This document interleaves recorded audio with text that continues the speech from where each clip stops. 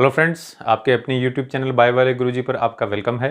Friends, आज की class में हम पढ़ने वाले हैं समसूत्री विभाजन यानी माइटोसिस।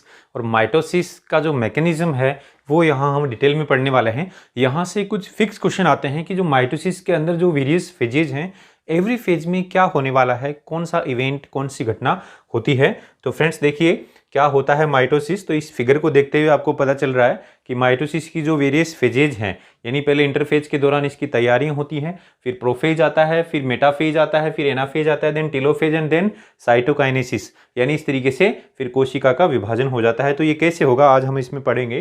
तो देखिए जो माइटोसिस है यानी जो समसूत्री विभाजन जिसको हम बोलते हैं, माइटोसिस को क्या बोलते हैं? समसूत्री विभाजन। यानी यहाँ पर समसूत्री नाम से ही पता चल रहा है कि सूत्र यानी गुणसूत्रों की संख्या समान होती है, यानी जो पुत्री कोशिकाएं बनेंगी, जो डॉटर सेल्स बनेंगी, उनमें गुणसूत्रों की संख्या मातृ कोशिका के समान होगी, इसलिए नाम आ गया समसूत्री। तो दोस्तों ये जो टर्म है ये फ्लेमिंग ने दी। माइटोसिस जो शब्द है ये किसने दिया? फ्लेमिंग ने। तो आपको याद रखना है फ्लेमिंग ने माइटोसिस शब्द दिया। और फर्स्ट इसको ऑब्जर्व किसने किया? सबसे पहले देखा किसने? तो बोले पादपों के अंदर, यानी पादप के अंदर इसको माइटोसिस को किसने देखा? स्ट्रासबर्गर ने देखा। और एनिमल्स यानी जंतुओं के अंदर किसने देखा? तो बोले जंतुओं में फ्लेमिंग ने सर्वप्रथम इसको देखा। तो अब यहां पर क्या होता है माइटोसिस में कि कोई एक पैतृक कोशिका है, मतलब एक पेरेंटल सेल है, वो पेरेंट सेल डिवाइड होती है टू आइडेंटिकल डॉटर सेल्स में, यानी दो समरूप पुत्री कोशिकाओं में। यानी इससे क्या बनती हैं? दो पुत्री कोशिकाएं बनती हैं। तो आपको पहला यही ध्यान रखना है कि यहां पर एक कंडीशन आई कि दो बन रही हैं कोशिकाएं। कितनी बन रही है? दो बन रही हैं, और दोनों क्या हैं? समरूप हैं, एक दूसरे के जैसी हैं। यानी जो मातृ कोशिका से हम यहाँ ऐसे बात करें कि जो पैतृ कोशिका या जो मातृ कोशिका है जिसको हम मदर सेल्स बोल रहे हैं, उससे दो पुत्री कोशिकाएं बनेंगी। क्या बनेंगी? दो पुत्री कोशिकाएं। ये है माइटोसिस का बेसिक मतलब।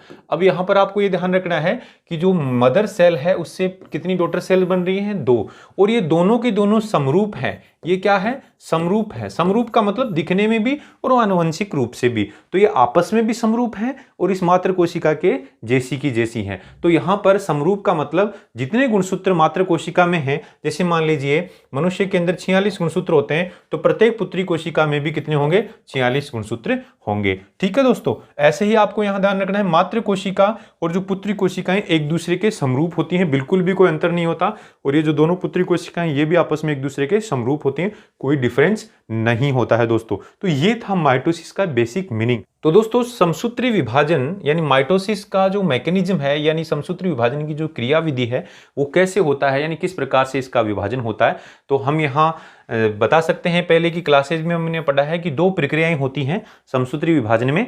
दो प्रक्रियाएं होंगी। क्या प्रक्रियाएं होंगी? बोले तैयारियां तो हो जाती हैं, लेकिन दो प्रक्रियाएं मेनली क्या है? तो समसूत्री विभाजन में जो केंद्र का विभाजन होता है पहले तो, और उसके बाद में कोशिका द्रव्य का विभाजन होता है। तो जो केंद्र का विभाजन है उसको हमने बोला कैरियोकाइनेसिस, और कोशिका द्रव्य के विभाजन को बोला साइटोकाइनेसिस। लेकिन जो कैरियोकाइनेसिस है वो थोड़ा जटिल प्रक्रिया है, वो अनेक फेजों में होता है, जिसको हम प्रोफेज, मेटाफेज, एनाफेज और टेलोफेज यानी क्रमवाइज हमें ये बताना है, ध्यान रखना है।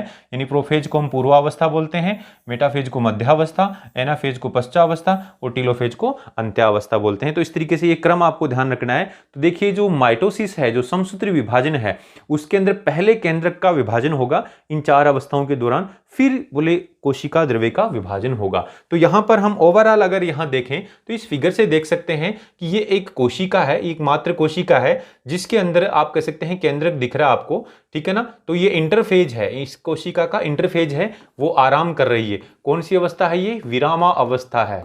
विरामा अवस्था यानी अंतरा अवस्था, ठीक है ना। ये अंतरा अवस्था है, इंटरफेज है। इस इंटरफेज के दौरान आप कह सकते हैं इसमें तैयारियां होती हैं। क्या होती हैं? तैयारियां होती हैं। तो गुणसूत्रों की संख्या कितनी है इसमें?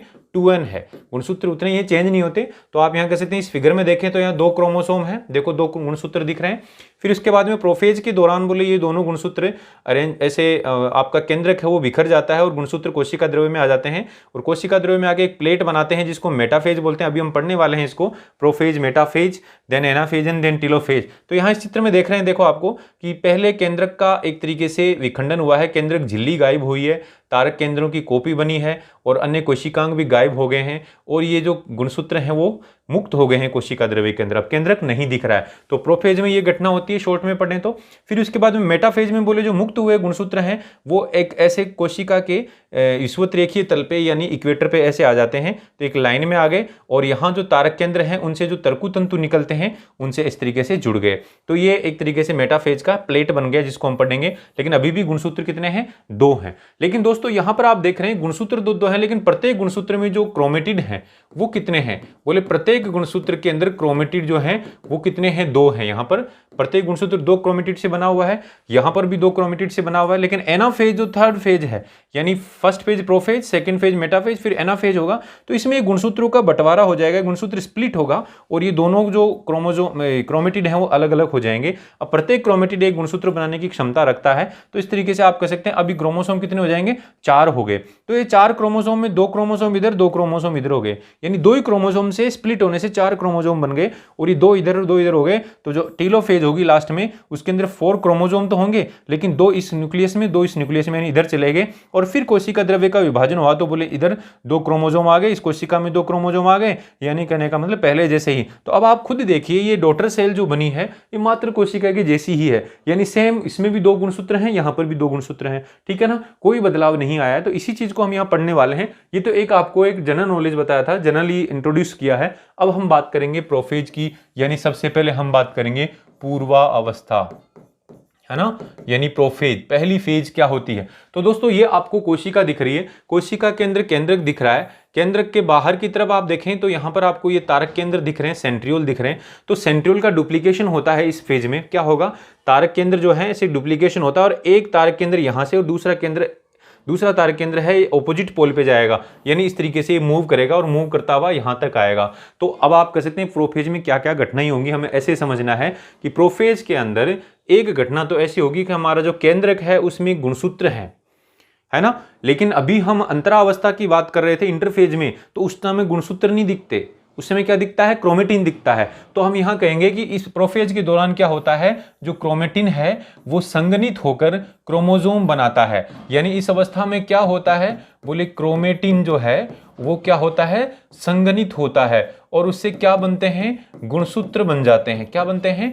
गुणसूत्र। और किस वजह से बनते हैं? क्रोमेटिन का क्या होगा? संघनन होगा, यानी संघनित होकर क्रोमेटिन संघनित होकर क्या बना देता है? गुणसूत्र बना देता है। यानी जो एक धागे जैसी संरचना थी, यानी इस तरीके से एक धागे जैसी संरचना थी, वो संघनित होगी, और संघनित होकर क्या बनाएगी?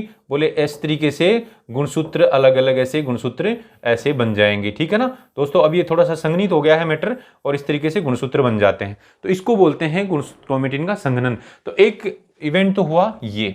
फिर उसके बाद में क्या हुआ? बोले जो क्रोमोसोम है वो अंदर अंदर कैसे दिख रहे हैं? बोले ये बॉल वुल की तरह दिख रहे हैं। कॉटन का जो आप कह सकते हैं रुई का बॉल होगा, बॉल वुल यानी ऊन की बॉल होती है, उसकी तरह यहां पर गुणसूत्र इस तरीके से ये दिख रहे हैं। तो बॉल वुल की तरह दिख रहे हैं, और इसको बोलते हैं स्पाइरिम स्टेज, स्पाइरिम अवस्था बोलते हैं। क्या बोलते हैं दोस्तों? स्पाइरिम अवस्था। तो ये दूसरा फीचर आपको याद रखना है, स्पाइरिम अवस्था है, प्रोफेज में ही दिखती है, गुणसूत्र हैं वो काफी पास पास में होते हैं, और आप कह सकते हैं जो रुई का बॉल होता है, बॉल वूल यानी रुई का बॉल होता है, वैसे दिखते हैं। फिर उसके बाद में आप कह सकते हैं अब जो गुणसूत्र हैं, जो गुणसूत्र यहां दिख रहे हैं, यानी जो क्रोमोसोम है उनके अंदर क्या है? 2 क्रोमेटिड्स हैं, 2 क्रोमेटिड दिख रहे हैं। यहाँ पे देखो, यहाँ पर ये गुणसूत्र है, उसमें 2 क्रोमेटिड हमने बनाए हैं, तो 2 क्रोमेटिड वाला क्रोमोसोम दिखता है। तो प्रोफेज में जो क्रोमोसोम होता है गुणसूत्र, उसमें क्रोमेटिड कितने दिखते हैं? 2 दिखते हैं। तो फ्रेंड्स ये भी आपको ध्यान रखना है, प्रोफेज में 2 क्रोमेटिड वाला क्रोमोसोम दिखता है। प्रोफेज के अंदर बॉल वुल की तरह क्रोमोसोम दिखते हैं, जिसको हम स्पाइरिम स्टेज बोल रहे हैं,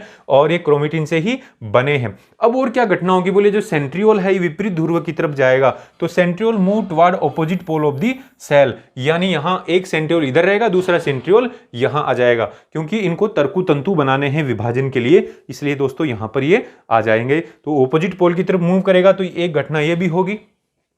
तब ये ऑपोजिट पोल की तरफ जो मूव हो जाएंगे, तो बोले इनसे एक स्पिंडल फाइबर का एक apparatus बनेगा, माइटोटिक स्पिंडल का एक असेंबली बनेगा। तो आप कह सकते हैं क्या बनेगा?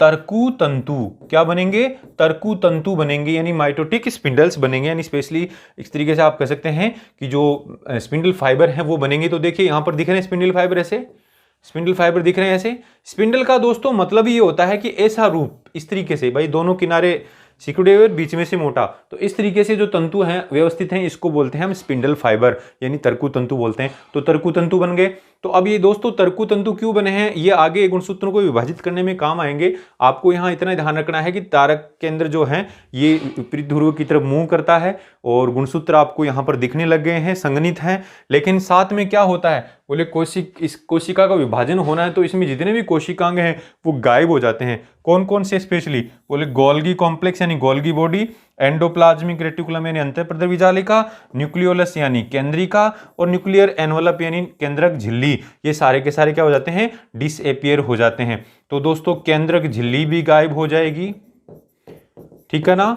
केंद्रक झिल्ली गायब क्यों होगी, क्योंकि केंद्रक का बंटवारा होना है, गुणसूत्रों का बंटवारा होना है तो इसको खोलना तो पड़ेगा, इसलिए केंद्रक झिल्ली गायब होगी। केंद्रिका जो है वो भी दोस्तों गायब हो जाएगी, न्यूक्लियोलस है वो भी गायब हो जाएगी। इसके अलावा आपकी अंतःप्रद्रवी जालिका जो एंडोप्लाज्मिक रेटिकुलम है और गोल्गी बॉडी ये भी गायब हो जाएंगे। तो इस अवस्था के दौरान, प्रोफेज के दौरान क्या क्या हुआ दोस्तों, बोले क्रोमेटिन कंडेंस होके संघनित होके गुणसूत्र में बदल गया, क्रोमोसोम में बदल गया, पहली घटना। अब ये संघनित हो गए गुणसूत्र में बदला है क्रोमेटिन, लेकिन जो क्रोमेटिन कैसे दिख रहे हैं, बॉल वूल जैसे। बॉल वूल मतलब आप कह सकते हैं ऊन का जो बॉल होता है उसके जैसे, है ना, इसको स्पाइरिम स्टेज बोलते हैं। और जो क्रोमेटिड है उसमें आप कह सकते हैं जो गुणसूत्र है उसमें कितने, 2 क्रोमेटिड दिख रहे हैं। तो तीसरी बात ये भी ध्यान रखनी है। और यहाँ पर तारक केंद्र हैं जो सेंट्रियोल हैं, ऑपोजिट पोल की तरफ मूव करने लग रहे हैं, विपरीत ध्रुवों की तरफ जाने लग रहे हैं। और साथ में क्या है, माइटोटिक स्पिंडल्स बन रहे हैं, तरकु तंतु भी बन रहे हैं। और ये जितने भी कोशिकांग हैं, स्पेशली केंद्रक झिल्ली, केंद्रिका, एंडोप्लाज्मिक रेटिकुलम और गोल्गी कॉम्प्लेक्स, गोल्गी बॉडी, ये गायब हो जाते हैं। अब ये आगे क्या होने वाला है, बोलिए ये सब क्या हो गया, केंद्रक झिल्ली विलुप्त हो गई है। देखो केंद्रक झिल्ली गायब हो गई दोस्तों, यहां पर नहीं दिख रही आपको, केंद्रक नहीं दिख रहा। तो गुणसूत्र क्या हो गए, फ्री हो गए। गुणसूत्र क्या हो गए, फ्री हो गए। अब दूसरी चीज क्या दिख रही है आपको, तारक केंद्र विपरीत ध्रुवों पे चले गए, एक यहां पर एक यहां पर, देखो विपरीत ध्रुवों पे चले गए, पहुंच चुके हैं। स्पिंडल फाइबर जो तरकु तंतुओं का ऐसे जाल बन गया है। ये सब प्रोफेज में स्टार्ट हो गया था और ये फिनिश हो गया है। लेकिन अब जो अवस्था आई है उसको बोल रहे हैं हम मेटाफेज यानी मध्या अवस्था। क्या बोलेंगे दोस्तों, मध्या अवस्था। तो मेटाफेज के अंदर क्या होता है, बोले क्रोमोसोम आर स्प्रेड यानी गुणसूत्र फैल जाते हैं इन दी साइटोप्लाज्म, कोशिका द्रव्य में फैल गए हैं। क्योंकि केंद्रक झिल्ली गायब तो गुणसूत्र फैल गए कोशिका द्रव्य में, ठीक है ना। अब यहां गुणसूत्र क्या दिख रहे हैं, बोले काफी फेमस क्वेश्चन है, the chromosome the thickest and shortest यानी मोटे और छोटे, अधिक मोटे व अधिक छोटे हो जाते हैं। अधिक मोटे व छोटे गुणसूत्र कैसे दिखते हैं, अभी अधिक मोटे व छोटे यानी थिकेस्ट एंड शॉर्टेस्ट। तो ये क्वेश्चन आता है कौन सी अवस्था में गुणसूत्र सबसे अधिक मोटे और छोटे दिखते हैं, तो हम बोलेंगे मेटाफेज के अंदर मोटे और छोटे। मोटे हैं वो छोटे होंगे, इसलिए मेटा से याद रखना है, मेटा में मोटे होते हैं। अब यहां पर मोटे हैं तो इजीली इनकी स्टडी की जा सकती है, गुणसूत्र बिखरे हुए हैं कोशिका द्रव्य में तो इनका इजीली स्टडी कर सकते हैं। तो it is easy to study their morphology. तो आप कह सकते हैं गुणसूत्रों की जो आकारिकी का अध्ययन है, गुणसूत्रों की आकारिकी, गुणसूत्रों की आकारिकी मतलब उनकी जो मॉर्फोलॉजी है उसका अध्ययन कौन सी अवस्था में होता है। तो दोस्तों यहां पर ये खुले बिखरे हुए हैं कोशिका द्रव्य में, तो गुणसूत्रों की आकारिकी का अध्ययन यानी study of morphology of chromosome किस में होता है, मेटाफेज में होता है। ये भी अपने आप में दोस्तों इंपॉर्टेंट क्वेश्चन है, ये दोनों ही इंपॉर्टेंट क्वेश्चन है। अब इसके बाद में अगर बात करें तो हमारा जो गुणसूत्र है वो गुणसूत्र कैसा दिख रहा है, बोले दोस्तों यहां पर इस तरीके से हमारा गुणसूत्र ये दिख रहा है, देखो इस तरीके से दिख रहा है आपको, ये एक गुणसूत्र है, फिर ये दूसरा गुणसूत्र है, इस तरीके से दोस्तों दिख रहा है। तो मैं आपको यहां बना देता हूं गुणसूत्र को, कि गुणसूत्र जो है हमारा जो है गुणसूत्र है वो कैसा दिख रहा है दोस्तों, इस तरीके से दिख रहा है, इस तरीके से दिख रहा है, ठीक है ना। ये हमारा गुणसूत्र है। अब यहाँ इस गुणसूत्र में देखो अभी 2 क्रोमेटिड दिख रहे हैं, यानी प्रोफेज में भी बताया था 2 क्रोमेटिड दिख रहे हैं, मेटाफेज में भी 2 क्रोमेटिड दिख रहे हैं। लेकिन यहाँ क्रोमेटिड के पास में हमने बताया था गुणसूत्र का स्टडी की थी तो बोले यहाँ बिंदुनुमा संरचना है, डिस्कनुमा संरचना है, जिसको हम क्या बोल रहे हैं, बोले बिंदुनुमा संरचना को तो सेंट्रोमियर बोलते हैं, बिंदुनुमा संरचना को तो क्या बोलते हैं, सेंट्रोमियर बोलते हैं, यानी गुणसूत्रीय बिंदु बोलते हैं। लेकिन इस पर यहाँ पर एक डिस्कनुमा संरचना है दोनों तरफ। इस डिस्कनुमा संरचना को क्या बताया था दोस्तों? काइनेटोकोर बताया था। याद आया? काइनेटोकोर बताया था। तो अब हमारे जो तर्कु तंतु हैं, यानी जो तर्कु तंतु इधर से आ रहे हैं, वो इस काइनेटोकोर से जुड़ जाते हैं। ऐसे जुड़े हुए हैं दोस्तों। यहां पर देखो, ये तर्कु तंतु इस तरीके से जुड़े हुए हैं। तो ये क्या है? ये तो है तर्कु तंतु। क्या है दोस्तों? तर्कु तंतु है। और यहां पर ये जो नीला नीला था, ये क्या था? बोले ये है काइनेटोकोर। क्या है दोस्तों? काइनेटोकोर। गुणसूत्र पे काइनेटोकोर है, जिसपे क्या जुड़ता है? तर्कु तंतु जुड़ जाता है। तो अब यहां कह सकते हैं spindle fibre attach to kinetochore of the chromosome, यानी जो तर्कु तंतु है वो इस काइनेटोकोर से जुड़ जाते हैं। और अब आप कह सकते हैं सारे के सारे जो गुणसूत्र हैं वो यहां पर कोशिका के विषुवत रेखीय तल पे, यानी जैसे पृथ्वी का विषुवत रेखा है, यानी इक्वेटर जो प्लेन है, वैसे इस पर ऐसे व्यवस्थित हो गए हैं। तो ये गुणसूत्र जो है सारे के सारे यहाँ पर कोशिका के विषुवत रेखीय तल पे व्यवस्थित हो गए हैं। तो all the chromosome arrange at the equator, यानी विषुवत रेखीय तल पर अरेंज हो गए हैं। विषुवत रेखीय तल, विषुवत रेखीय तल पर, है ना, व्यवस्थित हो गए हैं। तो विषुवत रेखीय तल पे सारे गुणसूत्र व्यवस्थित हो गए हैं। तो अब एक प्लेट जैसे दिख रहे हैं, इसलिए इस प्लेट को बोलते हैं मेटाफेजिक प्लेट। क्या बोलते हैं दोस्तों? मेटाफेजिक प्लेट बोलते हैं। और इस प्रकार की प्रक्रिया को, ये जो व्यवस्थित होने वाली प्रक्रिया है, इसको हम बोलते हैं कांग्रेशन। क्या बोलते हैं? कांग्रेशन। तो इस तरीके से आपको यह ध्यान रखना है कि मेटाफेज में क्या हुआ, सारे के सारे गुणसूत्र कोशिका द्रव्य में आ गए। गुणसूत्र थिकेस्ट व शॉर्टेस्ट दिख रहे हैं, अधिक मोटे व सबसे छोटे दिख रहे हैं। गुणसूत्र की आकार की आसानी से यहाँ अध्ययन की जा सकती है, क्योंकि बिखरे हुए हैं, तो मॉर्फोलॉजी की स्टडी इजीली हो सकती है। गुणसूत्रों पे जो काइनेटोकोर है उससे क्या जुड़ गए? तर्कु तंतु आके जुड़ गए हैं, और गुणसूत्र एक मेटाफिजिक प्लेट बना रहे हैं, कोशिका के विषुवत रेखीय तल पर व्यवस्थित हो गए हैं। तो दोस्तों इस प्रकार से अभी आपको क्या याद रखना है कि मेटाफेज और प्रोफेज, यानी प्रोफेज अवस्था अभी हमने पहले पढ़ी थी। प्रोफेज व मेटाफेज में गुणसूत्र के अंदर कितने क्रोमेटिड होते हैं? तो हम यहाँ बोलेंगे गुणसूत्र के अंदर कितने क्रोमेटिड होते हैं? गुणसूत्र में 2 क्रोमेटिड होते हैं। कितने होते हैं? 2 क्रोमेटिड। लेकिन आगे की जो अवस्थाएं आएंगी उनमें एक ही क्रोमेटिड होने वाला है। अब दोस्तों इसको देखिए, बोले आगे की जो अवस्था है वो है एनाफेज। क्या है? एनाफेज, जिसको क्या बोलते हैं? पश्चा अवस्था। क्या बोलते हैं दोस्तों? पश्चा अवस्था। इस पश्चा अवस्था में क्या होगा? बोले पहले वाले में यहां पर देखो, ये तर्कु तंतु थे, ये सिकुड़ेंगे, ये तर्कु तंतु सिकुड़ेंगे। तो ये तर्कु तंतु इधर खींचेगा, यानी ये इधर खींचेगा, दूसरे वाला इधर खींचेगा। तो खींचने से गुणसूत्र बीच में से टूट जाएगा। जहां गुणसूत्रीय बिंदु है, जिसको हम क्या बोल रहे हैं? सेंट्रोमियर, वहां से टूटेगा, स्प्लिट हो जाएगा। तो एक क्रोमेटिड इधर, एक क्रोमेटिड इधर। इस प्रकार से प्रत्येक गुणसूत्र का जो क्रोमेटिड है विपरीत ध्रुव पे चले जाते हैं। दोनों क्रोमेटिड विपरीत ध्रुव पे चले जाते हैं। जैसे ये यहां पर एक था, यहां पर देखिए ये एक क्रोमेटिड चला गया है, ये दूसरा क्रोमेटिड इधर आ गया है। दोस्तों इस एग्जाम्पल से समझ में आ रहा है, यानी एक क्रोमेटिड इधर और दूसरा क्रोमेटिड इधर विपरीत ध्रुव की तरफ चले गए।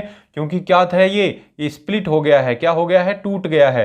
यानी यहां पर आपका गुणसूत्रीय बिंदु था वो जो टूट गया है, तो इस तरीके से विपरीत ध्रुव पे चले जाते हैं। तो यहां पर क्या होगा? गुणसूत्र क्या होते हैं? स्प्लिट होते हैं। गुणसूत्र क्या होते हैं? टूटते हैं। तो सेंट्रोमियर स्प्लिट, यानी सेंट्रोमियर का विदलन होता है, यानी गुणसूत्रीय जो बिंदु है ना, गुणसूत्रीय बिंदु का विदलन होता है। विदलन का मतलब उसके टुकड़े हो जाते हैं, एंड क्रोमेटिड सेपरेट और क्रोमेटिड अलग अलग हो जाते हैं। दोस्तों अलग अलग हो गए। Chromosome with 1 chromatid move to opposite pole. अब यहां पर जो क्रोमोसोम है उसमें एक ही क्रोमेटिड है, यानी अब ये नया क्रोमोसोम हो गया एक तरीके से, है ना, ये भी नया क्रोमोसोम हो गया। तो प्रत्येक गुणसूत्र से क्या बन गया? 2 गुणसूत्र बन गए यहाँ पे। तो ये इधर जाएंगे और ये इधर जाएंगे दोस्तों, विपरीत ध्रुव की तरफ जाएंगे। तो अब यहां बोलेंगे इस अवस्था के दौरान जो क्रोमोसोम है, यानी जो गुणसूत्र है, उसमें कितना क्रोमेटिड है? एक ही क्रोमेटिड है। क्या है दोस्तों? एक क्रोमेटिड है गुणसूत्र में, और ये ऑपोजिट पोल की तरफ से जा रहे हैं। तो अब आप कह सकते हैं जब ये ऑपोजिट पोल की विपरीत ध्रुव की तरफ जाते हैं तो इनकी जो आकृति है, शेप ऑफ द क्रोमोसोम, है ना, उसकी स्टडियां आसानी से की जा सकती है। तो दोस्तों हमने 4 टाइप की शेप बताई थी, वल्जी, VLJI, है ना, जो गुणसूत्रों के प्रकार बताए थे, उसमें आकृति भी हमने यहां बताई थी। तो आकृति के अंदर VLJI हमने बताई थी। तो यहां आकृति दिखती है। तो आकृति का अध्ययन, यानी गुणसूत्रों की जो आकृति का अध्ययन कौन सी अवस्था में होता है, तो गुणसूत्रों की आकृति का अध्ययन यानी शेप ऑफ क्रोमोसोम जो है उनकी स्टडी किस में होती है, एनाफेज में होती है। Very very important question. गुणसूत्र एक ही क्रोमेटिड के दिखते हैं, वेरी वेरी इंपॉर्टेंट क्वेश्चन। गुणसूत्रीय बिंदु का विदलन होता है, गुणसूत्रीय बिंदु जो है वो हट जाता है, टूट जाता है और इससे दोनों क्रोमेटिड अलग अलग हो जाते हैं। ये किस अवस्था में होता है, एनाफेज में होता है। अब दोस्तों आएगी टीलोफेज। तो जो टीलोफेज है ये जस्ट प्रोफेज का उल्टा है। इसको वैसे क्या बोलते हैं,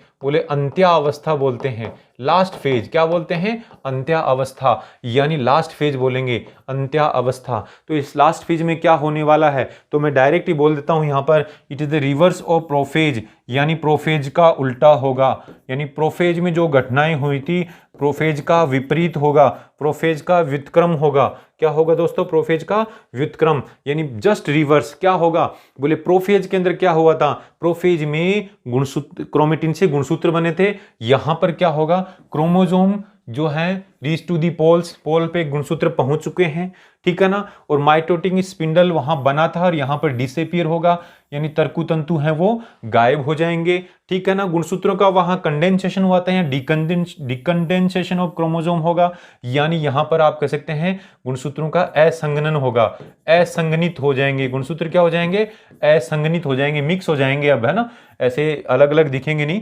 असंगनित गुणसूत्र हो जाएंगे। तो दोस्तों वहां पर गुणसूत्रों का संगनन हो रहा था, यहां असंगनन हो रहा है, जस्ट उल्टी प्रक्रिया है। वहां पर माइटोटिक स्पिंडल यानी जो तर्कु तंतु है, तर्कु तंतु का निर्माण होता है, तर्कु तंतु गायब हो गए हैं दोस्तों, ठीक है ना। इसके अलावा क्या होगा, यहां न्यूक्लियोलस यानी केंद्रिका, एंडोप्लाज्मिक रेटिकुलम यानी अंतःप्रदवी जालिका, गोल्गी बॉडी, है ना, और अन्य जो सेल ऑर्गेनेली हैं वो रीअपियर हो जाते हैं डॉटर सेल्स में, यानी वापस दिखने लग जाते हैं। तो ये भी ऑपोजिट हो गया, वहां पर ये गायब हो रहे थे प्रोफेज में, यहां पर टीलोफेज में ये वापस आ रहे हैं, ठीक है दोस्तों। इसके अलावा न्यूक्लियर एनवलप जो है, न्यूक्लियर एनवलप का मतलब है दोस्तों केंद्रक झिल्ली, यानी जो केंद्रक झिल्ली है वो वापस आने लगती है, वहां गायब हुई थी। Assembles around the chromatin cluster, यानी देखो यहां पर न्यूक्लियर झिल्ली बन गई है, ठीक है ना, यहां पर भी न्यूक्लियर झिल्ली बन गई है। तो इस तरीके से दोस्तों आपको ये ध्यान रखना है कि उल्टा हो रहा है,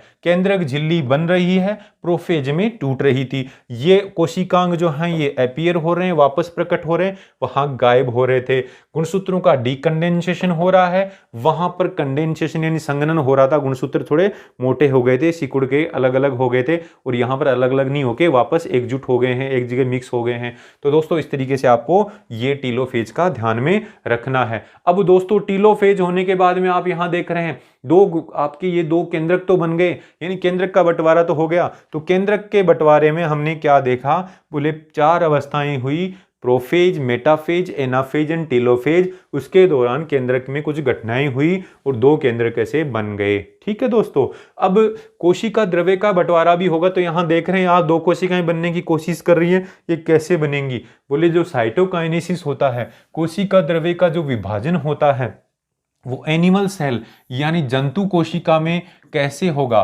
बोले जंतु कोशिका के बाहर क्या नहीं होता है, कोशिका भित्ति नहीं होती है। तो by the formation of furrow in the plasma membrane, कोशिका झिल्ली के अंदर खांच निर्माण होता है, कोशिका झिल्ली के अंदर क्या होता है, खांच निर्माण होता है, और उस खांच निर्माण से यहाँ पर 2 कोशिकाएं बन जाती हैं। और ये खांच निर्माण सेंट्रीपिटल ऑर्डर में होता है, यानी सेंट्रीपिटल का मतलब है अभिकेंद्रीय क्रम में होता है। अभिकेंद्रीय मतलब केंद्रक की ओर। तो दोस्तों यहां पर देखिए ये एक कोशिका थी, यहां पर देखो खांच बन रही है, इधर से भी ये खांच बढ़ती जा रही है, और लास्ट में दोनों कोशिकाएं अलग हो गई। तो देखो केंद्रक की ओर यानी कोशिका के केंद्रक की ओर खांच बढ़ रही है, तो आपको ये ध्यान रखना है कि ये सेंट्रीपिटल ऑर्डर में हो रही है, अभिकेंद्रीय, है ना, यानी केंद्रक की ओर ये एक तरीके से खांच बढ़ती जा रही है और अलग हो गया है। इस प्रकार से आप कह सकते हैं इस खांच निर्माण से, इस फ्यूरो फॉर्मेशन से, इस क्लीवेज से, जो कि अभिकेंद्रीय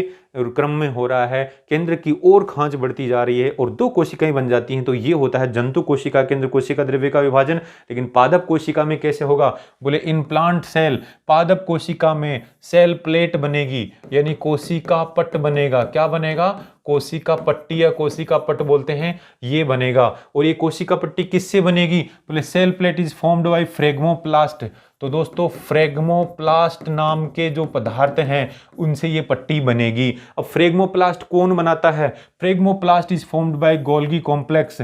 तो दोस्तों ये गोल्गी जो उपकरण होता है, ठीक है ना, गोल्जी उपकरण होता है, उसकी वजह से ये बनते हैं, वो बनाते हैं। तो यहाँ पर देखिए, ये देखिए वेसिकल्स बने हुए फ्रेगमोप्लास्ट बन चुके हैं, ठीक है ना। फ्रेगमोप्लास्ट से यहाँ पर सेल ये जब जम जाएंगे यहाँ पर तो ऐसे प्लेट बन जाएगी दोस्तों। यहाँ प्लेट बन गई है, फिर उसके बाद में ये प्लेट बन गई है, इस प्लेट में और पदार्थ जम गए हैं और यहाँ पर लास्ट में कोशिका भित्ति बन गई है। तो दोस्तों आपको यहाँ पर इतना याद रखना है कि पादप कोशिका में जो साइटोकाइनेसिस यानी जीव कोशिका द्रव्य का जो विभाजन होता है वो कोशिका पट्टी या सेल प्लेट फॉर्मेशन से होता है। कोशिका पट्टी किनसे बनती है? बोले फ्रेगमोप्लास्ट नाम की चीजों से बनती है।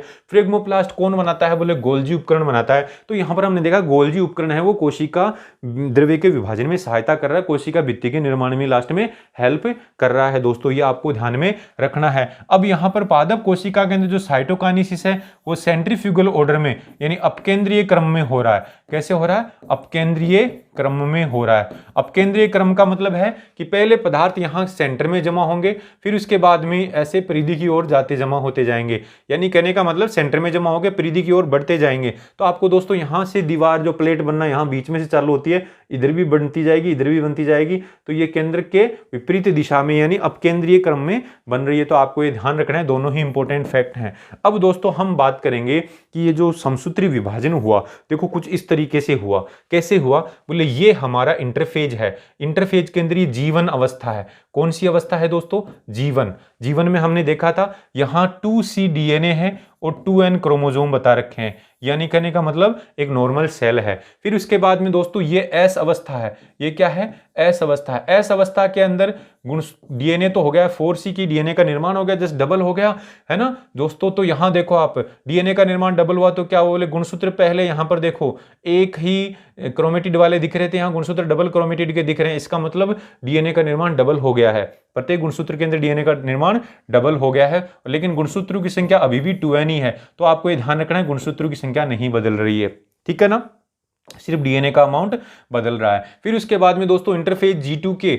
यानी इंटरफेज का G2 आया। G2 में अब क्या है? बोले इंटरफेज का जो G2 है, G2 के अंदर भी बोले 4C है और 2N है। यानी यहां पर भी हमें ध्यान रखना है क्योंकि S में 4C हो गया है तो अभी तक वो 4C रहेगा और गुणसूत्र तो उतने के उतने हैं, यानी गुणसूत्रों की संख्या चेंज नहीं हुई है, ये आपको ध्यान रखना है। गुणसूत्रों में सिर्फ डीएनए की मात्रा बढ़ गई है, यानी एक क्रोमेटिड वाला गुणसूत्र था वो डबल क्रोमेटिड वाला हो गया है। अब दोस्तों आती है प्रोफेज। तो प्रोफेज में क्या होता है? बोले प्रोफेज के अंदर देखो क्या होगा, बोले ये गुण केंद्र झिल्ली हट जाएगी, कोशिकांग हट जाएंगे, तारक केंद्र विपरीत ध्रुवों की तरफ चले जाएंगे, इस तरीके से होगा प्रोफेज में। लेकिन डीएनए का अमाउंट अभी भी उतना ही है, 4C है और गुणसूत्र भी 2N ही है क्योंकि गुणसूत्र अलग नहीं हुए हैं। फिर मेटाफेज आते हैं। मेटाफेज में ऐसे मेटाफेजिक प्लेट बन जाती है। देखो प्रत्येक गुणसूत्र में 2 क्रोमेटिड हैं, यहां पर भी 2 क्रोमेटिड हैं। तो आपको ध्यान रखना है प्रोफेज और मेटाफेज में गुणसूत्रों में कितने होते हैं? 2 क्रोमेटिड होते हैं। यहां पर भी 4C डीएनए है और 2N। मेटाफेज में भी अभी तक उतना ही, यानी गुणसूत्रों की संख्या तो बिल्कुल भी चेंज नहीं हो रही है, सिर्फ डीएनए का अमाउंट। तो बोले G1 में 2C है तो S के बाद में 4C,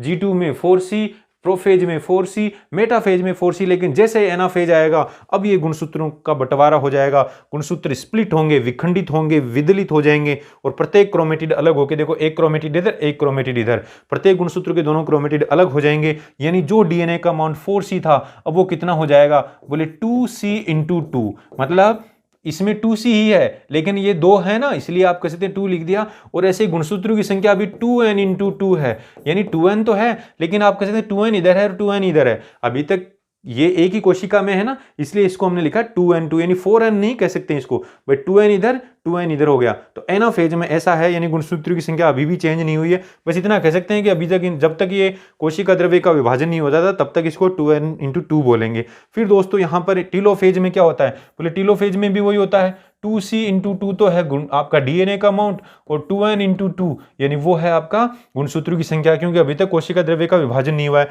तो देखो यहाँ पर गुणसूत्रों की संख्या जो है वो दोनों में दोनों तरफ है, हालांकि कि 2n है, ठीक है ना। ऐसे ही डीएनए का अमाउंट 2c है, लेकिन अब कोशिका द्रव्य का विभाजन होगा, साइटोकाइनेसिस की प्रक्रिया होगी। साइटोकाइनेसिस की प्रक्रिया होगी तो जो 2c/2 था, एक कोशिका में 2c, इधर भी 2c, यानी इधर भी 2c, इधर भी 2c हो जाएगा। फिर गुणसूत्रों की संख्या 2n/2 थी, तो बोले 2n इधर हो जाएंगे और 2n इधर हो जाएंगे, नहीं वापस देखो नॉर्मल हो गई। तो अब दोस्तों हमने शुरू में क्या कहा था, बोले जो पुत्री कोशिकाएं हैं वो एक दूसरे के समान है। देखो डीएनए का अमाउंट बराबर, गुणसूत्रों की संख्या बराबर, इसका मतलब आनुवंशिक रूप से समान है, इनको क्लोन भी कह सकते हैं हम। ऐसे ही ये मात्र कोशिका के भी समान है, देख लो जीवन में जो मात्र कोशिका है उसके जैसे वहां पे 2c2n था, यहाँ पे भी 2c2n है। तो दोस्तों इस प्रकार से आपको ध्यान रखना है कि माइटोसिस की जो प्रक्रिया के दौरान इस तरीके से कोशिकाएं बनती है। अब इसमें आप कह सकते हैं अधिकांश कोशिकाओं में वापस ये क्रिया चलती है, यानी एक चक्र के क्रम में होता है, यानी ये एक चक्रीय घटना है। माइटोसिस क्या है, एक चक्रीय घटना है। लेकिन कुछ कोशिकाएं जो हैं वो विभाजित नहीं होती हैं और G0 फेज में चली जाती हैं, क्वेश्चन फेज में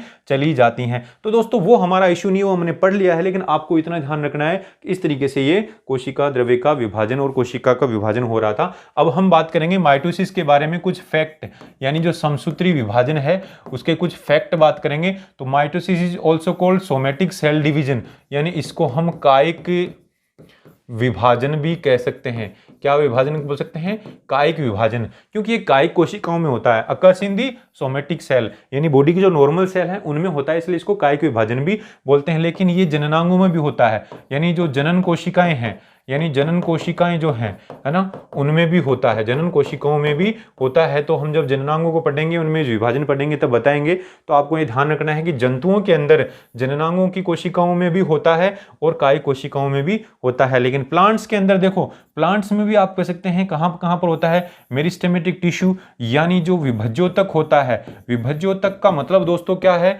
कि पादप के जो वृद्धि करने वाले भाग हैं, जैसे ऊपरी भाग है वहां लगातार वृद्धि होती रहती है, तो विभज्योतक जो है उसमें भी होता है। लीव्स में, यानी पत्तियों में, फ्लावर्स में, फ्रूट्स के अंदर, सब के अंदर जब ग्रोथ होती है, वृद्धि होती है, तो कौन सा विभाजन होता है, माइटोसिस ही होता है। लेकिन यहां पर दो इंपॉर्टेंट फैक्ट हैं जो आपको रट लेने हैं। वो क्या रटना है दोस्तों, इन एनिमल्स यानी जंतुओं के अंदर माइटोटिक जो विभाजन यानी समसूत्र विभाजन ओनली सीन इन, किसमें देखने को मिलता है, केवल, तो हम बोलेंगे केवल डिप्लॉयड सोमेटिक सेल, यानी यहां पर हम ऐसे बोल देंगे कि जो द्विगुणित कोशिकाएं हैं, द्विगुणित कोशिकाएं है ना, जिनमें गुणसूत्रों की संख्या 2n है, उन्हीं के अंदर जंतुओं में समसूत्री विभाजन होता है। चाहे शरीर की कोई भी कोशिका हो, जनन कोशिका भी है, अगर वो द्विगुणित है तभी उसमें होता है, अदरवाइज नहीं होता है। लेकिन पादप कोशिकाओं के अंदर mitotic division seen in both haploid and diploid, यानी अगुणित और द्विगुणित, अगुणित व द्विगुणित दोनों प्रकार की कोशिकाओं में होता है। जब पादपों को पढ़ेंगे तब हम बताएंगे कि वहां अगुणित कोशिकाएं जो हैं, यानी जो अगुणित कोशिकाएं वो भी माइटोसिस, यानी उनमें भी समसूत्री विभाजन होता है और द्विगुणित कोशिकाओं में भी होता है। तो ये अंतर ध्यान रखना है दोस्तों, जंतुओं के अंदर केवल द्विगुणित कोशिकाओं में समसूत्री विभाजन होता है, पादपों के अंदर अगुणित और द्विगुणित दोनों के अंदर होता है। अगुणित का मतलब हम बता दें कि गुणसूत्रों की संख्या एक सेट ही है गुणसूत्रों का, इसमें गुणसूत्रों के 2 सेट होते हैं। तो दोस्तों ये जब हम पादप जगत को पढ़ेंगे तब ये दोबारा से आएगी चीज, वहां मैं आपको दोबारा से याद दिलाऊंगा, लेकिन आपको ये ध्यान रखना है कि कहां पर ही होता है। अब ये होता है तो क्या फायदे हैं, क्यों होता है, सिग्निफिकेंस ऑफ माइटोसिस, यानी समसूत्री विभाजन का महत्व क्या है दोस्तों। समसूत्री विभाजन होता ही क्यों है, बोले समसूत्री विभाजन का महत्व बड़ा ही इंपॉर्टेंट क्या है। पहला तो है डेवलपमेंट, यानी विकास। डेवलपमेंट का मतलब ये है कि every organism start its life from a single cell, जिसको हम बोलते हैं जाइगोट। जाइगोट यानी युग्मनज, यानी प्रत्येक जो सजीव है अपनी जीवन की शुरुआत युग्मनज से करता है, एक ही कोशिका से करता है। जीवन की शुरुआत कहां से होती है, एकल कोशिका से होती है। सब सहमत हैं इससे, बोले हाँ सहमत हैं, और इसी एकल कोशिका से पूरा शरीर बनता है। तो repeated mitosis in the zygote, यानी इसमें जाइगोट में बार बार माइटोसिस होगा और इसकी वजह से होल बॉडी बनती है। तो हुआ ना विकास, यानी एक कोशिका थी उसमें विभाजन हुआ, बहुत सारी कोशिकाएं बनी और विभाजन होके क्या बन गया, बोले पूरा शरीर बन गया, तो इसको बोलते हैं डेवलपमेंट। तो पहला इसका महत्व हो गया डेवलपमेंट। दूसरा महत्व है ग्रोथ यानी वृद्धि, यानी शरीर में वृद्धि होती है। जैसे छोटा बच्चा है, जन्म ले लिया, अब वो बड़ा होगा तो इसमें वृद्धि होगी, यानी multicellular organism is due to mitosis, यानी growth in multicellular organism is due to mitosis, यानी मल्टी सेलुलर ऑर्गेनिज्म जिनके शरीर में बहुत सारी कोशिकाएं हैं, यानी बहुकोशिकीय जो सजीव होते हैं, है ना, एक कोशिकीय नहीं, बहुकोशिकीय सजीवों के अंदर वृद्धि किससे होती है? बोले बहुकोशिकीय सजीवों में वृद्धि समसूत्री विभाजन से ही होती है। ठीक है ना, ये वृद्धि किस में हो रही है? बहुकोशिकीय जीव में। ऐसे ही दोस्तों जो न्यूक्लियोसाइटोप्लाज्मिक रेशियो है, जिसको हम कैरियोप्लाज्मिक इंडेक्स बोलते हैं, ठीक है ना, कैरियोप्लाज्मिक रेशियो जिसको इंडेक्स बोल रहे हैं, वो भी क्या है दोस्तों, हमने शुरू में ही बताया था, वो भी इसी से मेंटेन होता है, तो इसको रिस्टोर कर लेती है। साथ में रिपेयर यानी सेल रिपेयर का काम कर रहा है, यानी मरम्मत का, कहीं चोट लग गई, टूट फूट हो गई, कोशिकाएं मर गई, तो वहां नई कोशिकाएं आएंगी, तो किससे आएंगी? समसूत्री विभाजन से आएंगी। जैसे cells of upper layer of epidermis, यानी जो अधिचर्म है, अधिचर्म यानी हमारी स्किन की ऊपरी भाग जो है अधिचर्म की कोशिकाओं में होती है। लाइनिंग ऑफ गट जो आहार नाल है, उसके अंदर जो कोशिकाएं मरती हैं तो वहां पे भी अंदर की तरफ नई कोशिकाएं बनती हैं। ब्लड सेल्स भी नहीं बनती हैं, यानी रक्त कोशिकाएं भी नहीं बनती हैं, तो किससे बनती हैं? बोले समसूत्री विभाजन से ही बनती हैं। तो दोस्तों रक्त कोशिकाएं, आहार नाल के अंदर की परतें और अधिचर्म यानी जो त्वचा की ऊपरी परत है, इसमें जो कोशिकाएं हैं वो वापस आती रहती हैं, मरम्मत के लिए आती रहती हैं। तो मरम्मत भी एक तरीके से इस माइटोसिस का काम हो गया, और साथ में वृद्धि भी काम हो गया, विकास भी काम हो गया। इस प्रकार से दोस्तों आपको ध्यान रखना है, इसका महत्व भी है और ये होता कैसे है। तो दोस्तों यहाँ पर हमने बड़ा ही इंपॉर्टेंट कंसेप्ट पढ़ा, यहाँ से कई क्वेश्चन आते हैं। तो एक उम्मीद है क्लास पसंद आई होगी। ऐसी क्लासें अगर आपको पानी है तो आप इस वीडियो को लाइक और शेयर कर दें, साथ में बेल आइकन को भी दबा दें ताकि आने वाले वीडियोज़ के नोटिफिकेशन मिलते रहें। और जिसने अभी तक वीडियो को सब्सक्राइब नहीं किया है, अगर वीडियो अच्छा लगा हो तो आप इसको सब्सक्राइब कर दें। दोस्तों इसी तरीके से हमारे चैनल पर हर टॉपिक पर, बायोलॉजी में हर टॉपिक पर 11th-12th के हिसाब से, नीट के हिसाब से जो कंसेप्टिव क्लासेज होती रहेंगी, हम फुल डिटेल में पढ़ाएंगे। कहते ऐसा नहीं है कि शॉर्ट में पढ़ा के काम खत्म करना है, हमें इसमें बहुत अच्छे से पढ़ाने का हमने बीड़ा उठाया है, तो इसको ऐसे ही पढ़ाते रहेंगे। आपको क्लासें पसंद आ रही होगी तो कमेंट के थ्रू, है ना, हमें बताते रहिए। तो ठीक है दोस्तों, मिलते हैं नेक्स्ट क्लास में। Thank you.